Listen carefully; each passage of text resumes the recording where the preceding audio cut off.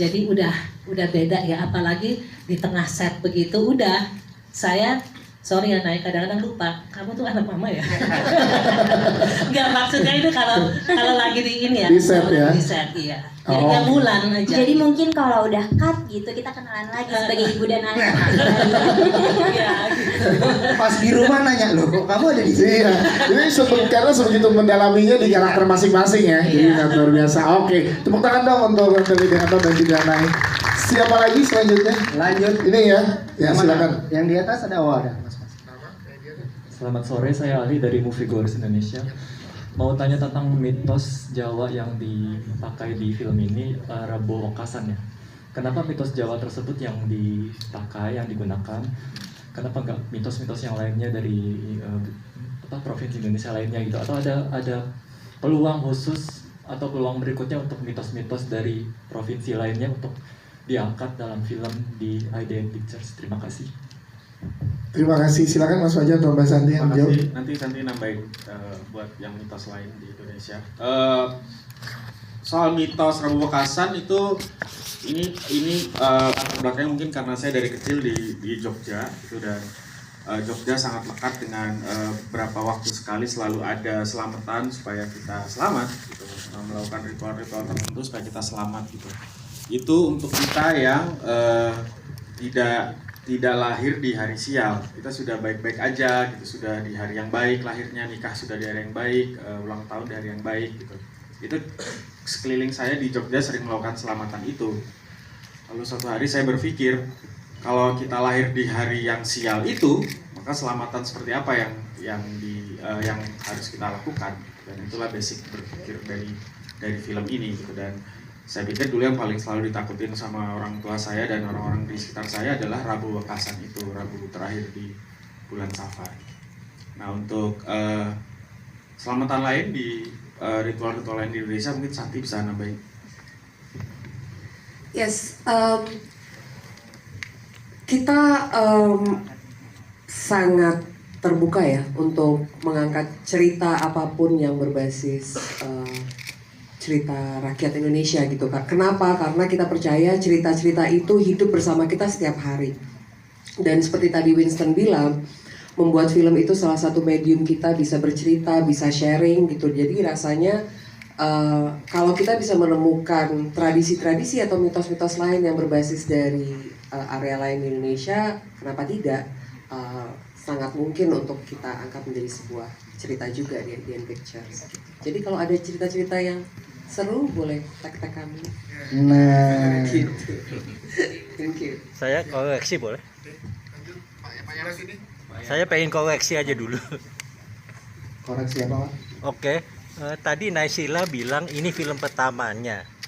Padahal 4 tahun yang lalu saya sudah nonton Kasinem is Coming. Oh iya, kalau Kasinem itu sebenarnya awalnya bukan untuk dijadikan film, Pak. Ya, tapi saya nonton di bioskop. Di bioskop. Iya. Iya. Memang awalnya itu tidak direncanakan untuk dijadikan film saat Oh, itu. oke. Jadi pada saat syuting bukan untuk penyutingan film bioskop, tapi memang ditayangkannya jadi di bioskop. Iya, oke, Gitu. terima Jadi, kasih. maksud saya adalah memang intentionally syuting untuk film itu pertama kali di sini. Yes. Begitu. Sangat spesial ya Ina. Iya, Terima jadi kasih. aku jelasin. Terima kasih ya. Iya. Thank you.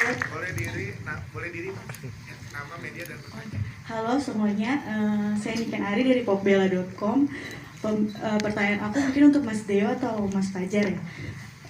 Nyambung ke pertanyaan sebelumnya tentang mitos ini, selain dari pengalaman Mas Fajar yang emang lekat dengan mitos Rabo Wekasan, saat penulisan skripnya sendiri apakah ada riset khusus atau ngobrol sama tetua yang emang udah tahu banget tentang mitos ini, atau gimana supaya ceritanya semakin relate gitu aja. Thank you. Oke, Thank you. Silakan Deo. terima kasih. Kalau untuk mitosnya sebenarnya ada mitos di 2 daerah di film ini nih. Pertama mitos Jawa, kedua mitos orang Depok. Nah kalau mitos Jawanya itu kebanyakan saya ngobrolnya sama Mas Nugros. Nah mitos orang Depoknya itu kan basic dari saya tuh, yang pegawai minimarket hilang apa segala macam itu kan.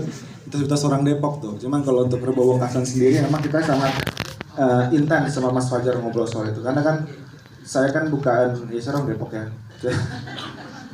Depokers dan Jaksel Totok gitu.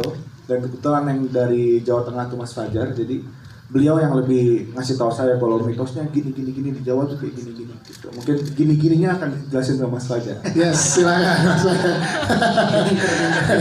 Enak ya ngelempar aja ya gininya nih Mas Fajar. Nah gininya itu apa Mas Fajar? Ya, kepercayaan itu pasti ada banyak, ancaman juga ada banyak, dan pasti ada banyak versi selamatan untuk kita selamat dari sebuah ancaman malapetaka, dan film ini mungkin salah satu caranya lah. Nanti ditonton sendiri. Ada banyak versi cara pastinya, tapi ini adalah versinya Inang gitu. Yes, itu dia. Terima kasih Mas Fajar dan juga Mas Rio jawabannya. Boleh tepuk tangan. Satu pertanyaan lagi ya. Terakhir sebelum kita doorstop. Ini ya. Ini Mbak ini. Depan ya Mbak. Ya. Silakan. Dua nih, nggak apa-apa dua ya. Boleh. Yang apa dulu? Silakan Mbak. Nama, media dan pertanyaan. Selamat sore semuanya, saya Rena dari suara.com. Yang mau saya tanya adalah ke Kanai. Kanai kan memerankan perempuan hamil kan? Apakah belajar dulu sama mama bagaimana gesturnya atau seperti apa seorang perempuan hamil kayak gitu? Terus kemudian yang kedua ke Bang Dimas, kan penakut ya gitu kan tuh ya. Oh. Iya, gagal nanya.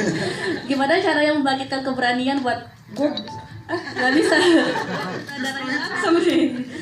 Gimana cara membagikan keberanian supaya gue nggak takut nih, dan Mas Nugros gimana meyakinkan si penakut ini untuk yuk berani bisa yuk. Masalah Bang Dimas untuk memerankan film ini gitu. Terima kasih. Maaf Bang Dimas. Grogi loh dia. Aduh. Si penakut, si akrab nih. Silakan boleh dijawab dulu oleh Nay dulu pertama, silakan Nay. Iya pastinya ya, aku ini kan sebagai Naysila belum pernah punya pengalaman hamil. Ya, terus untuk memerankan karakter orang hamil pastinya aku banyak nanya, banyak diskusi sama yang udah jelas-jelas berpengalaman, Mama, terus banyak diskusi pastinya sama Mas Fajar gitu. Ya hamil Mas. Diskusi sama Mas Fajar menemani orang hamil. Bukan Mas Fajar pernah hamil, maksudnya bukan begitu. Cuman pastinya kan kita reading ada pendalaman karakter segala macam dieksplornya sama Mas Fajar. Oke, itu dari Nay. Kalau dari Dimas, ayo dari Lydia kan, silakan. Saya sampai ngomong tuh sama Mas Fajar, aku jujur agak ketakutan karena begitu Nay berperan hamil gitu ya, dia jalannya bener-bener kayak orang hamil begitu. Nah, ini kenapa anakku jadi kayak hamil beneran? Beneran kan ngomong gitu? Iya, dan iya, mama ngomong gitu berkali-kali. Kamu kayak orang hamil benar. Terus kan mukanya juga kenapa kok hidup? Kan orang kalau mau ngelahirin tuh hidungnya merah. Iya. Terus iniannya agak tembem gitu. Kenapa pucat-pucatnya kayak orang hamil? Benar ya, mama berapa kali ngomong gitu. Oh ya, tapi Oke, sukses. Pokoknya berarti bagus. Iya.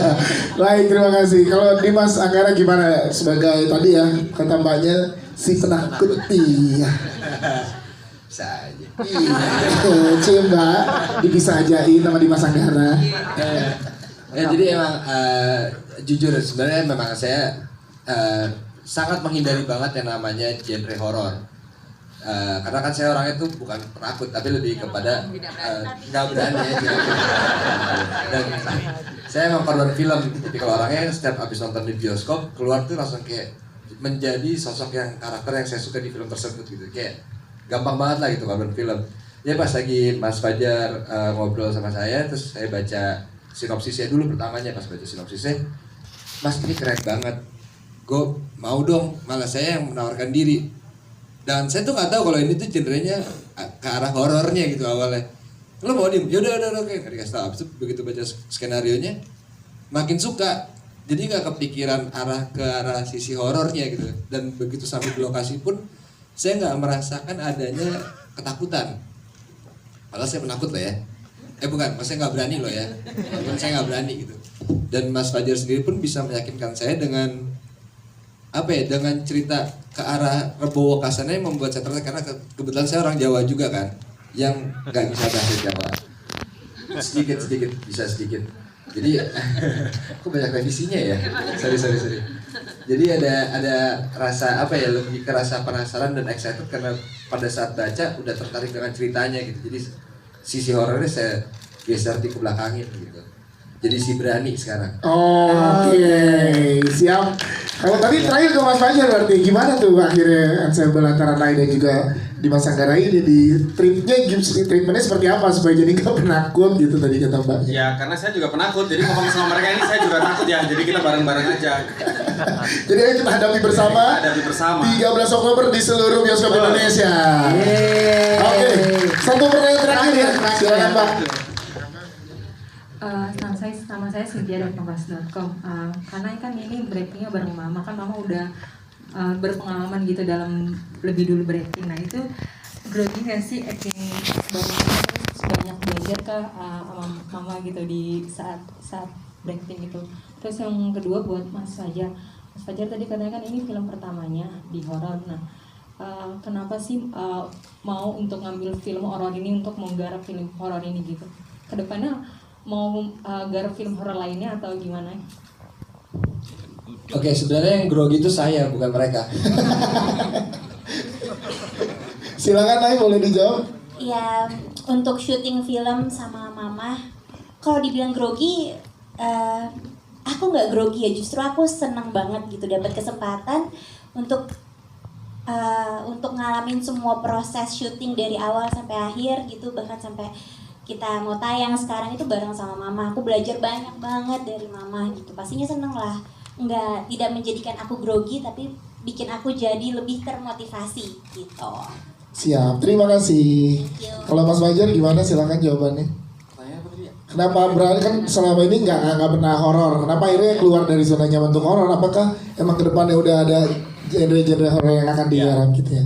Sebenarnya kalau ngomongin satu dekade ya, saya selalu bikin humor tuh aslinya film-film kayak gini yang saya sukai gitu. Dan di DN saya mendapat kesempatan yang sangat bisa lebih mencoba genre-genre baru gitu, dan saya cukup nyaman walaupun setelah syuting Inang saya 2 minggu ke psikolog karena nggak bisa makan dan susah tidur gitu. Karena kan sebelumnya selalu membuat film yang sesuai tidak melewati garis moral gitu, komedinya harus begini, keluarga, family dan lain sebagainya. Di sini saya sedikit keluar dari zona nyaman gitu, yang jadi harus mengenali sesuatu yang baru lagi gitu. Dan kedepannya ya ini sangat menyenangkan, dan kita akan bikin beberapa film horor lagi sih.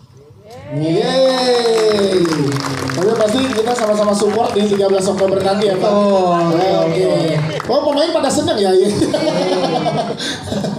Sekarang kita foto bareng. Boleh, silakan kita foto bersama. Tepuk tangan sekali lagi teman-teman media. Boleh